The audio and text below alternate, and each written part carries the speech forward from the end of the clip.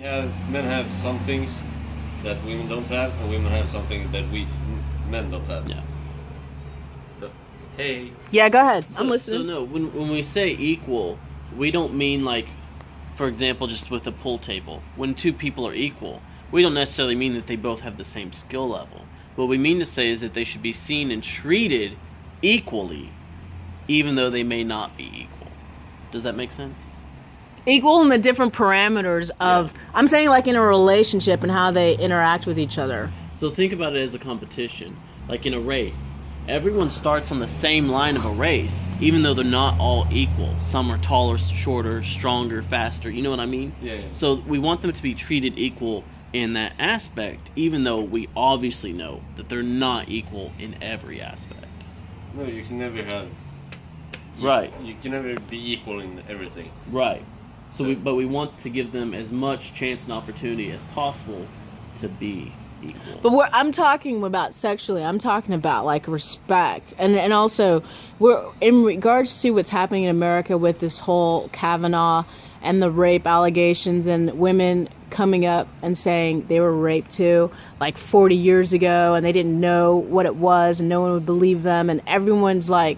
There's like a catharsis going on. And then you have these other people who are like, oh, these women are making it up. This is normal for men to be rapists. We're talking about those kind of issues that we have to do a better job of figuring out how we can do better. America has a serious problem. I don't know if Sweden is as bad as America. We have too much immigration. Oh, God. See? That fucks it up a lot. You're going to blame everything on the immigration? No, I'm not saying that every immigrant is raping and all that. I'm saying there's a lot of immigrations who do that. Or immigration... Well, people who immigrate to do that. I would argue too that, well, if I remember correctly, I'm pretty sure it's Sweden, because you have areas where immigrants are starting to group together, right, and form their own little areas. And I think this last year, the government has agreed that they're going to break those areas up and disperse the immigrants more throughout the city, so that way they can integrate more into Swedish society. Yeah. I love that. You do? I love immigration. Okay. I don't love too much immigration, because they need to. Oh fuck. They need to. I kind of know what you're talking about. They need to know how you do things. Right. Like in Germany, they had a lot of, what was it? Was it Syrian or what was the refugee? Turkish.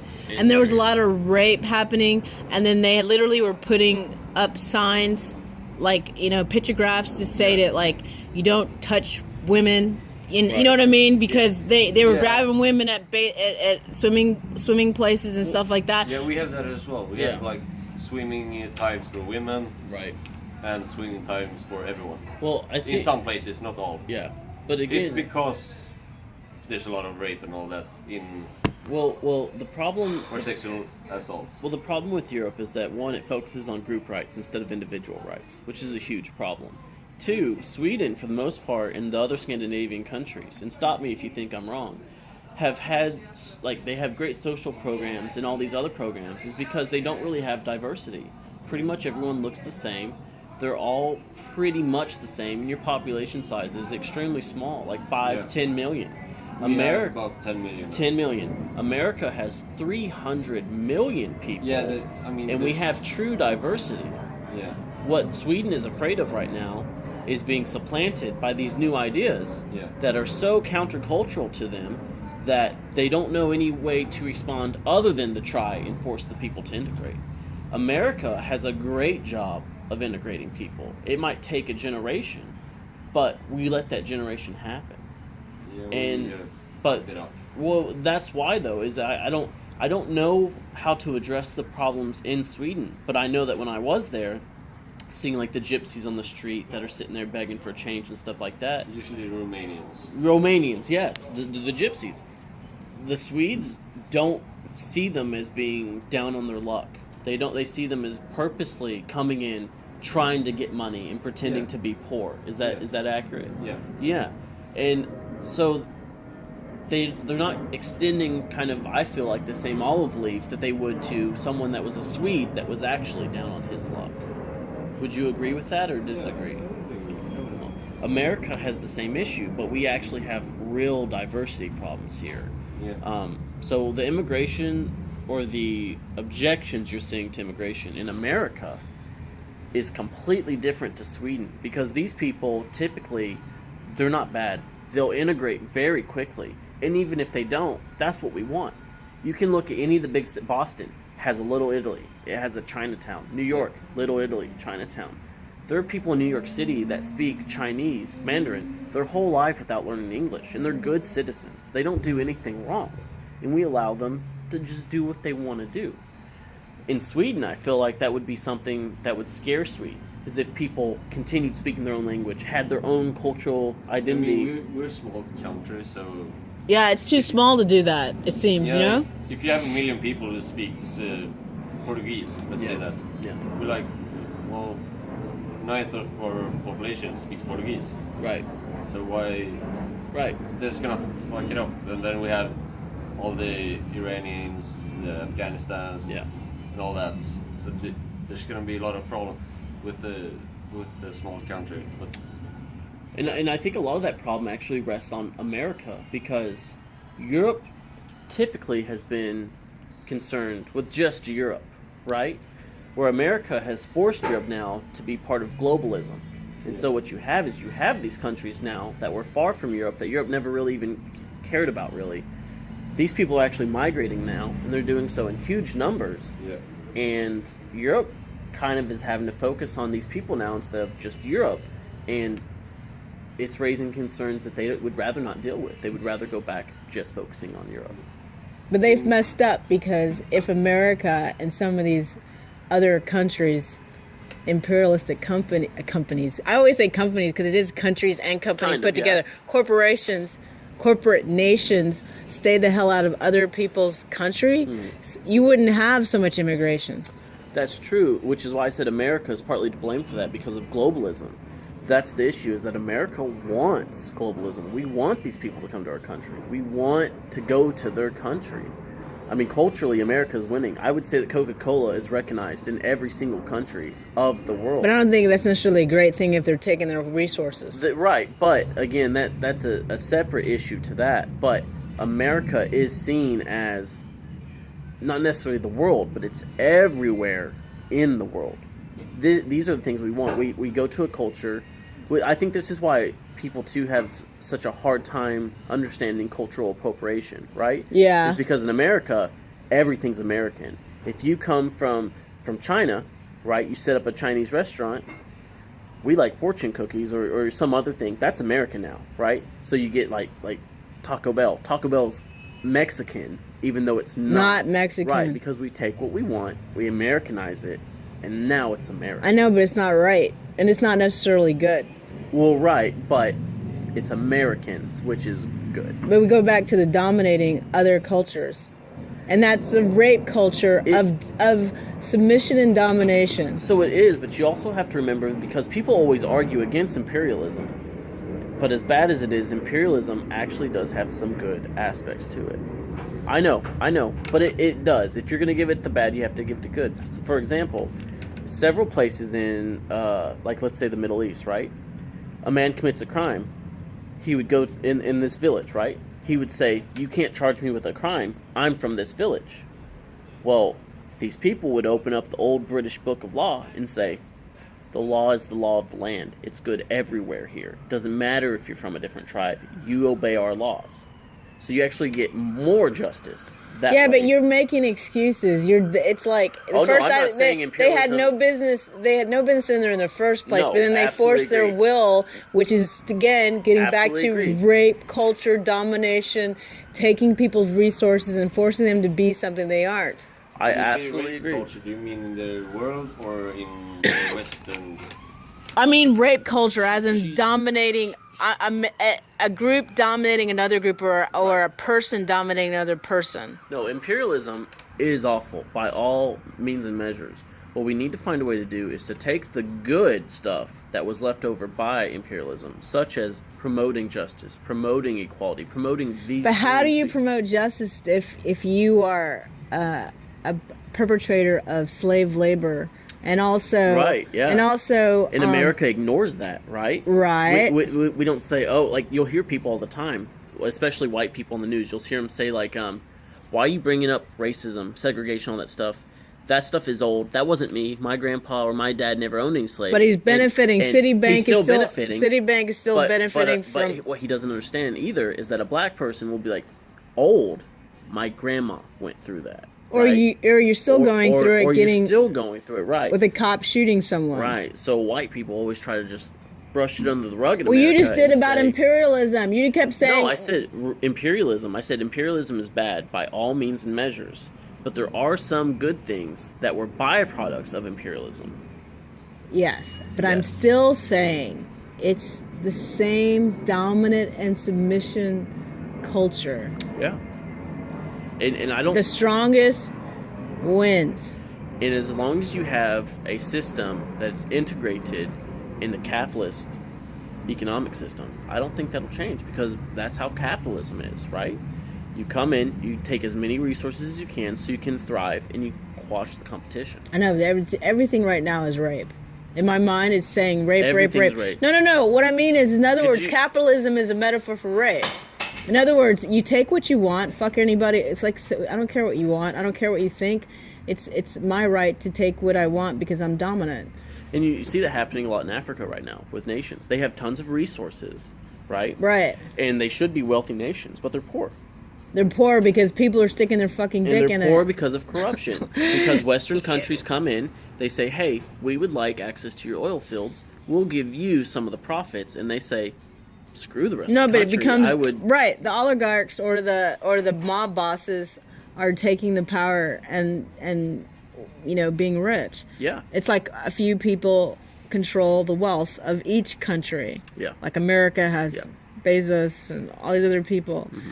But it's like I said, the dominant male gets the chips. Talk about the white women. Because what you were talking about before. Because we got on this other thing. Well, I like this. So I would actually continue and say that it goes to what you would define as the purpose of the government, right? If you read Hobbes, you say the purpose of the government, that nature is nasty, brutish, and short. That's how life is in nature. Well, that's also kind of how capitalism is, or how it forces things to be. So what you would want is you would want a system, an economic system, that goes against what is natural, which kind of defeats the purpose of why capitalism has been so successful. And let's talk about rape again, because you said men's innate nature is what? It is to be dominating powerfully. Rape is natural. You better explain that, because people are going to freak out when you say that. So, not every species on the planet rapes within its own species. Okay, but humans do. Most species, the female is much bigger than the male. She can fend off it no problem. Like, think of black widow spider. They eat the males after they reproduce with them.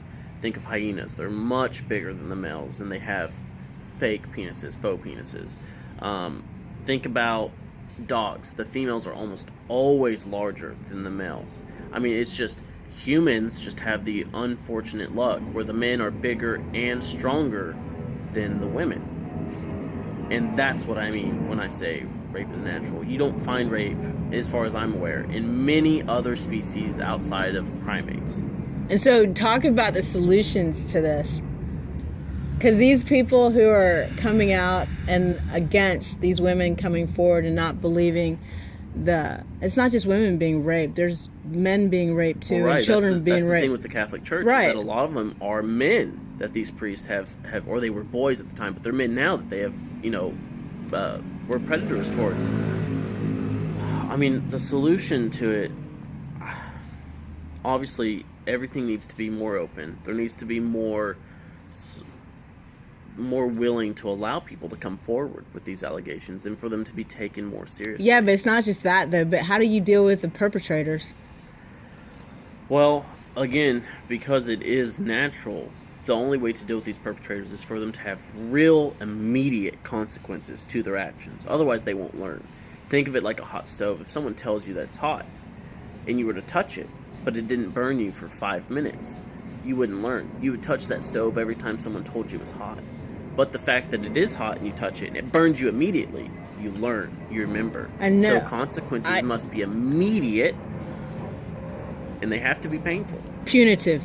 Yeah. I totally in agreement. But as we talked about earlier, the court system is lenient to repeat abusers, and they don't take assault and sexual abuse seriously because you have mostly men in these positions of power, like judges, that believe the perpetrator and they don't believe the victim. And that's what's happening on such a loud, screaming level right now that it's making me want to throw up. Is it really that they believe the perpetrator, or is it that they don't have enough evidence? Oh, they believe. Well, they believe. Well, that it's. For me, it's kind of hard to get evidence. That's the problem. Well, we can talk about a couple of different issues. Sometimes, in reference to rape kits, or what they may not have the resources to test the rape kits. But one of the things we talked about earlier was they did a graph of all the rapes that could happen in a year, and how many people were actually went to court, and how many people actually went to jail. So you have a huge page of rape cases, and like 3 out of maybe I don't want to do the numbers, but long story short, the people that actually face justice and actually have real consequences is minute. Yeah. So I would say, again, because rape is natural, that it occurs way more than what anyone would say. So especially in positions where one party has power over another party, much more power, I would say the person with the most power gets the least amount of benefit of the doubt. In other words, the more power you have, the less benefit of the doubt you should receive. On top of that, we have a system where, they're not only are they not believed, but they're kind of dissuaded from reporting it. And that could be because until in America, within the last, 80 years now, women were kind of seen as property in the U.S. You know, the man owned them. If you were to get divorced, he owns the house, he owns the money. He gets the kids, too, if he really wants them. So I would say that actually in America, what needs to happen is not only do these things need to be taken very seriously and punished, but you need to have a system that bypasses people's unconscious bias to just assume. For example, why does it matter that a man and a woman raped each other? Why does it matter if a man raped a man? You know what I mean? It should only matter that one person violated another person's rights. Yeah. So I would actually be for a system that would actually kind of make the accuser and the defender anonymous, not to each other, but to the judge. That way he doesn't have any prejudice of saying, maybe this person didn't, maybe this person did. And I think if you did that also with violent crimes, drug crimes, stuff like that, you would see a much more equal playing field when it came to races in America too, because of how much black men are incarcerated much more than white men for the same crime in America. Let me see. There's this statistic somewhere that says that black men often do more crime than white men. So that's one thing. Then there's probably, of course, there are racist cops. I'm not gonna say anything about that. There's nothing to say about that. So the statistic that you're probably reading says that black men are probably they commit more crimes than white men. That probably goes off of actual incarceration rates where they go to prison. There's no reason to think that white people commit less crimes against white people than black people do, or that I would say that that's more of a stratification among economic classes, so to say.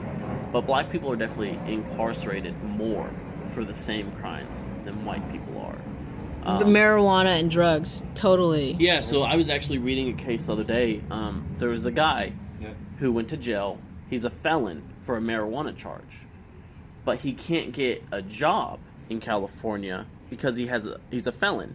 even though it's now legal in California to have, marijuana is legalized. Yeah. So he's a felon for a crime that it was no longer a crime in California now, and now he can't get a job for it.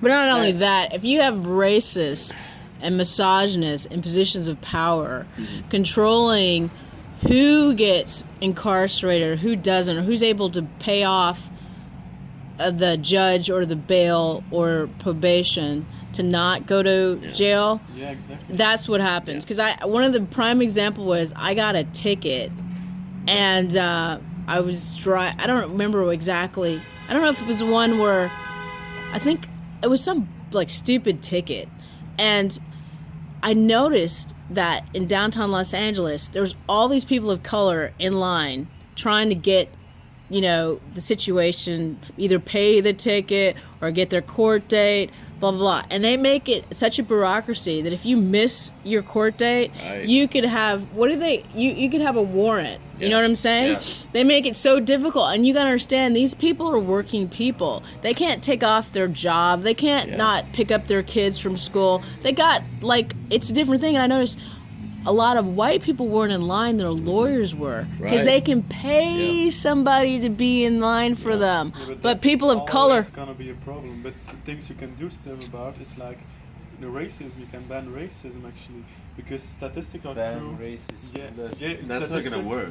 Yeah, but you say statistically seen, black people commit more crimes. That can be First true. of all, this But is America. Wait, I'm gonna make a point now. But statistics have no point when it comes to court, because then you have to prove somebody did something. And even though he's black, even though or he's white, or he has any other race, or he's a man or a woman, if you can prove that he did it, you should not charge him for it. Right, and that's why you're saying that you want to ban racism, but it should be. this is America, and this is, I think it's the only country with free speech. So it's one. I don't know if that's one thing that we always claim. I would say it's one of the few countries where speech is not as prohibitive as it is in other countries. It's not necessarily that we have free speech. We just have less restrictions on speech. Is that in comparison to Europe, what kind of change? What kind of differences are there? So for an example, in Germany, for example, the Nazi salute is considered illegal. You can do that all day in America, as much as you want, and you won't go to jail for doing that. You'll only go to jail if you're inciting violence to harm people, which is completely different from that. Well, I'm gonna tell you something. The rules are there for a reason, but in Europe, often a rule is something that's very general and can be interpreted in very. I have lots of friends who did a Hitler salute by fun, who did crazy.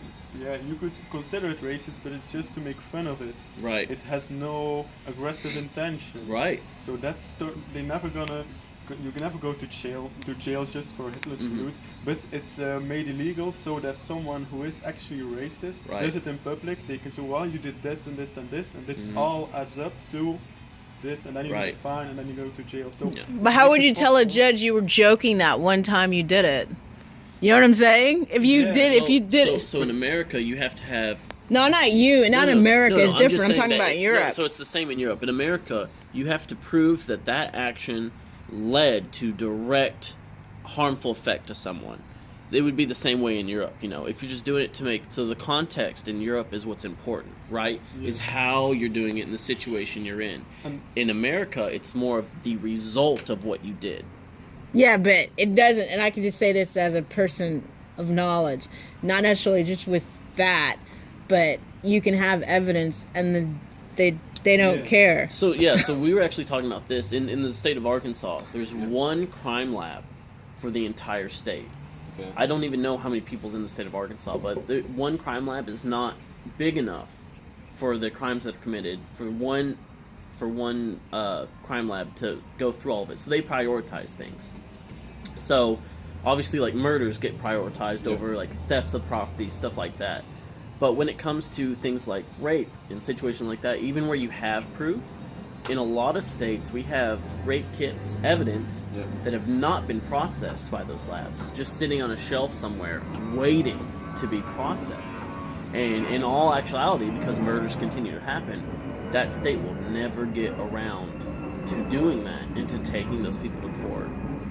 And so you have this situation where you don't have enough resources to move justice forward, even if you have proof of it. And they actually don't seem to really want to. No. It's also like they're emboldening rapists, because the rapists can pretty much figure out the odds are pretty good I'm going to get away with this shit. You know what I mean? Let me look at Bill Cosby. For 20 years he raped women. And Bill Clinton. I mean, I said Bill Cosby. You said Bill Cosby. I'm saying Bill Clinton. Clinton. Bill Clinton. Bill Clinton, I would say, I believe, just because of the harassment that his lawyer did to the woman, the intimidation techniques, all this stuff, I would have to say that I believe her. And that's one thing that Republicans and conservatives specifically, I'm glad they pushed. Because, even at Trump's, at this debate that he had with Hillary Clinton, they had one of the victims of Clinton there in the audience to kind of talk, and you could see his face. He obviously wasn't comfortable, but he became president despite the fact. And now we have another president that does questionable things despite the fact. So yeah, I would say that, again, it goes back, it has to be like touching a hot stove. It has to hurt, and it has to be immediate in order for these people to learn that this is no longer acceptable within society. But what do you say to the young boys that are growing up watching these guys get away with it and there's no consequences? You know what I'm saying? Because it's obvious. It's like... Well, I would say that it's actually a double-edged sword, because yes, these people aren't necessarily getting away with it, but it's also being brought into light like it has never before, which is empowering women and these young girls to say... And men, right? That's not okay. And that we know that's not okay now, because look at all the stuff that's happened. I know, but he's fighting. Kavanaugh is fighting tooth and nail, and his people are pushing him. And there's women wearing Kavanaugh pro shirts, and there's people that we pay money to that are pro Kavanaugh. They think that Dr. Ford was lying. Yeah. And you have to have politicians that care about the truth as opposed to just caring about winning. That's what you need to happen. Because that's what's happening right now, is you have politicians that are more interested in winning and furthering their goals or whatever than the truth. Goes back to dominating the weaker, what they consume, the weaker. It does. And taking Democrats as much. Are weak right now. Republicans have way more power. And so they're running with that rather than... They're interested in short-term wins as opposed to long-term, which is exactly what they did with the Southern strategy when they made, white people in the South worried about black people taking over and all that stuff, and they do it time and time again because it works. Anyway, I'm gonna wrap. Would that actually work in America? What part? Democratic in general. So have like a bit more socialized country, because I live in a socialized country. Right. It's like a bit more left and all that. Mm-hmm. It kind of works. It kind of don't. Right. Depends on what you're doing and all that. But America's a big country. So that's the problem. You're absolutely right. It's a huge country. It has tons of people in it and tons of unique, different people in it. Yeah. America also has this weird culture where if you're failing, it's your fault that you're failing, right? You're not bad. You're not down on your luck. You're not going through a hard time. If you're not being successful, that's your fault, which is an odd dynamic to have here, because a lot of times it's absolutely false. I would say it's very rare that someone is actually not trying hard. Like take someone's grandparents. You tell them, your grandpa, you're not a millionaire because your grandpa wasn't a millionaire. Obviously, your grandpa was a failure. And they'll tell you, my grandpa worked hard every single day of his life. And they don't see that, okay, well, if he was such a hard worker, why aren't you more successful? Why isn't your family more successful? It's a weird dynamic that we have here in America. Now, America actually... We're a republic, so we're very fearful of democracy in all reality. We don't want democracy. The system is set up like that. That's why Trump won through the Electoral College, is because we don't want democracy. We want to be a republic, because that allows these small ideas to kind of go to the surface and become national. So what you would have to do is you would have to have some unifying threat against America in order for all these different groups to team up and say, yes, this is what we need, this is what we want. And so far, those groups are actually being corporations. So you have, like in the U.S., you have pharmaceutical companies that are just price gouging, raising the prices so high that there's no excuse for it and that no one can afford it. And that's when you get all these different groups coming together saying, that's not right, why is this happening? Yeah. But unfortunately, they won't. If everything is seen to be going good, especially economically, you won't see any change like that. Something has to be wrong to unite all these people. What do you think about America? Is obviously run by money. I Yes. think. Europe maybe too. But what do you think about it? Is it a good thing or a bad thing? I would say, It's a bad thing, I would say. yeah, I would say it's a bad thing, but it's a bad thing because of how it's done. So we had a case called Citizens United, which is happened in the U.S., which said that money is free speech and is treated as such.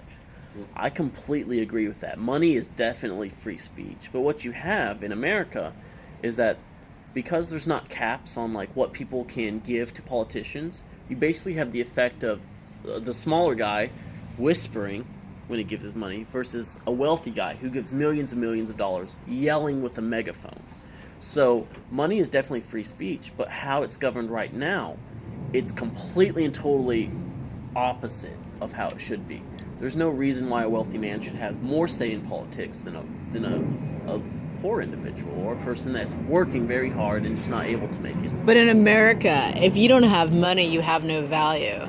And let's say if you're a rape victim and you're going against a rich guy, you have no value because someone like Bill Cosby or Charlie Sheen or who else? Kavanaugh or anybody we can think of, Les Moonves, not that he raped people, but sexually harassed people, and the people that run Fox.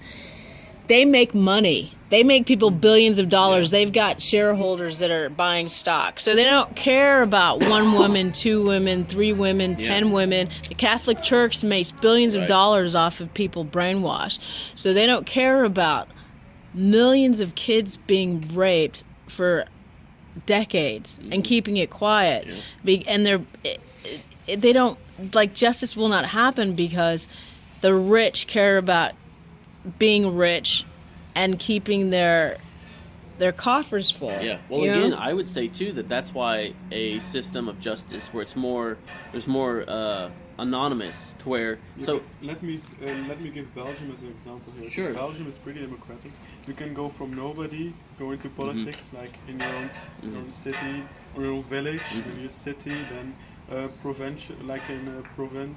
Like a region, you mean, and then national. So you can work you up. You can work up pretty well in politics, and still a famous drug mafia, drug lord, got away in court, and everyone knew exactly what he did, when he did it. There was evidence, and there was one signature missing, and he was gone. Right. And why did he get free? Because the drug lord had the money to pay his lawyers to find the missing signature. Right. So then he got away. So even if it's Belgium and if it's really like it's bureaucratic even. No, it's about the money. Whether it's Russia, whether it's Los Angeles, whether it's New York, it's about. Yeah, but we have a social system. We care more about people.